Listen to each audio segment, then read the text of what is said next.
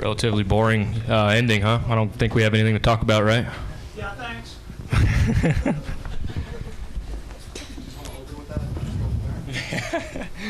I'm here. All right, we're going to go ahead and get started with our post-race media availability. We've now been joined by Christian Eckes, tonight's race winner. We're going to go ahead and open it up for questions. We'll start in the back with Jacob. Jacob Seelman, Raceface Digital. Christian, 2 for you. First, was everything after the final restart just a case of we have the best truck and I'm not going to be denied by anybody?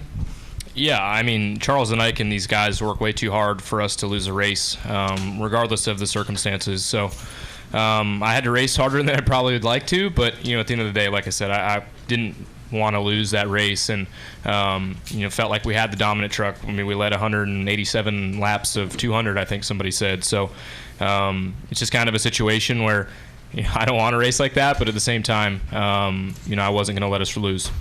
Is there any worry of any of this coming back to you next week at Phoenix, or is it just a case of we go out, we put a truck on the track just as fast as this one and make sure we're ahead of everybody so that doesn't happen? I mean, I guess a little bit of the second one. Yeah, I mean, we're just going to go into next week with our mind clear. Hopefully they understand that it's just Martinsville and a product of that. I mean, like I said, I'd be mad if I was him too, but it's Martinsville, and I feel like you have to race hard here. We're going to go to Bob and then Jordan. Bob Hawkers, Fox Sports. If you never gotten back to him, would you have been upset that with the way it had finished? As far as if we finish second? Yeah, as far as any of the contact that was done to you, did you feel that was all fair? No, well? I mean, I thought it was fair. It's like I said, it's Martinsville. You have to race hard. He moved me, and I probably moved him back really hard. And yeah, I mean, it's just like I said, it's a product of this racetrack and green, white, checkered. And we had a straightaway lead before that caution came out, and then those new tires getting that close obviously put us in a bad position. So. But yeah, no, just refuse to lose. And the argument could be made you would have made the Final Four without the win. So why potentially risk making people angry in going to Phoenix? Yeah, I mean, you can look at it from that way, but at the same time, Bill McAnally hired me to win races. That's what we're here to do, and championships. So, it's definitely a risk to race like that, but in the same time, I felt like our truck was good enough, and our guys deserve to win this week. Do we have any? We'll go to the back.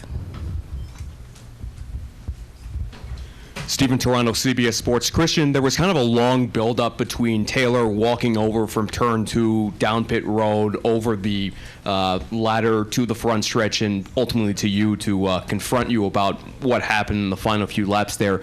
Walk me through what you were thinking when you saw that happening and kind of preparing yourself to, okay, what's this conversation going to be? Is he going to take a swing at me? What's going to happen next?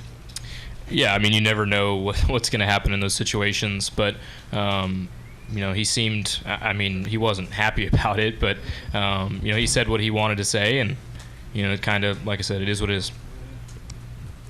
Well, never mind. Yeah. Any additional questions for Christian? We'll come up front to Davey. Davey Siegel with Sirius XM NASCAR Radio. Taylor was saying that you had raced him a little bit rough a couple times this year, and not that sent him over the edge because his situation kind of did, but from your perspective, how have you guys or had you guys raced with each other up until this point tonight?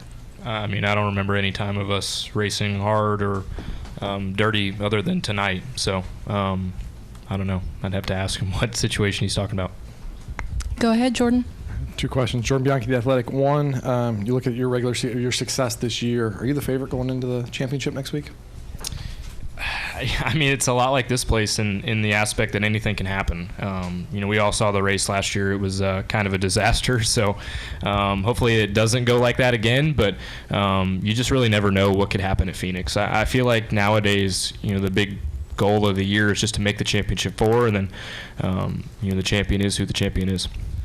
Your crew chief this week was made official that he's moving to 2311 next year. What what makes him so good from your perspective, and then how do you think he's going to fit in over there in the transition to the Cup Series? I mean, I feel like he's going to transition right in there very well. Extremely smart guy, smartest guy I've ever worked with, hardest working guy I've ever worked with too. So those two traits are pretty solid, and Bubba and Toyota have a great partner in that. So looking forward to that for him, and I'll be for sure rooting for him on Sundays.